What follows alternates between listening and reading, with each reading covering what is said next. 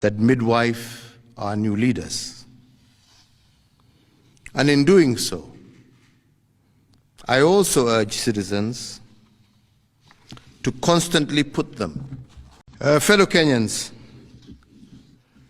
on the 9th of August of 2022, Kenyans participated in an election that ushered in new leaders at all levels of our governance realm.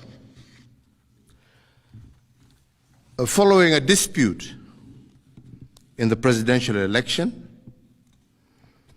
a petition was filed in our Supreme Court for determination of validity of the results,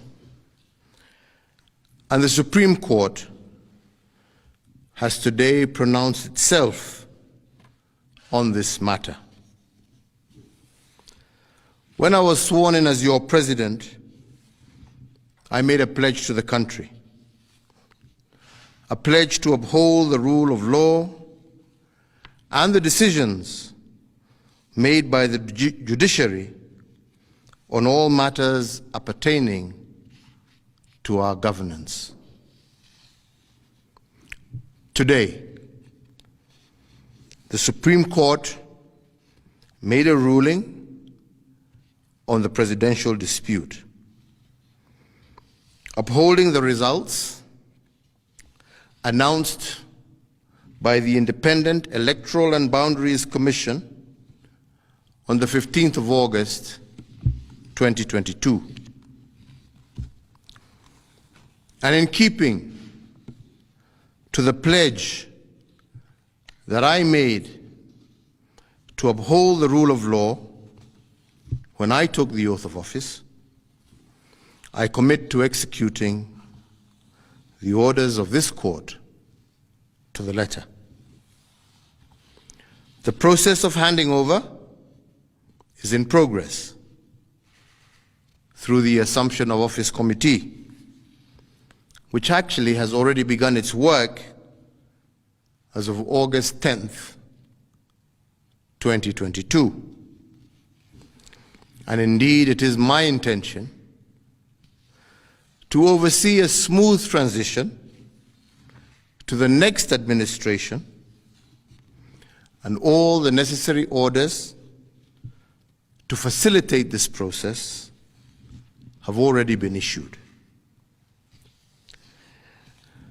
And because democracy is a work in progress, I urge the country to respect the institutions that midwife our new leaders. And in doing so, I also urge citizens to constantly put them under scrutiny, for this is the civic duty of every single Kenyan. In particular, this civic duty requires every citizen to constantly put the truth presented by our constitutional institutions to test. And they must test them for coherence, but also for correspondence. They must constantly scrutinize the coherence of the truth given by these institutions, and to ask themselves whether the truth has been coherent from one election to another. Has there been a consistent pattern that is acceptable to our democratic ethos? We must ask ourselves, is it about numbers, or is it about process?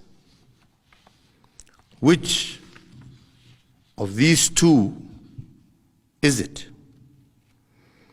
And can our institutions rule one way in one election and another way in another election without scrutiny. I do invite you, Kenyans, to keep vigil and indeed to hold all institutions to account. The second thing we must place under scrutiny is whether the truth given by institutions has correspondence. That is, do the truths given by our institutions correspond with what is observable by the citizen? True beliefs and true judgments must correspond to the actual state of affairs. But do our constitutional institutions meet this threshold? While we must appreciate these institutions, we must also hold them to account at every juncture. And their truth has to be consistent and coherent. This is the only way we will build our democracy. I want to take this opportunity to thank every single Kenyan for holding a peaceful election. And for this, I want to thank God, and I want to thank our political parties, but I also want to thank every single individual Kenyan for bringing us thus far. I want to wish well all who have won as they guide our country into the future. And I thank you all for the opportunity to serve, and I say, may God bless you all, and may God bless this great Republic of Kenya. Asante.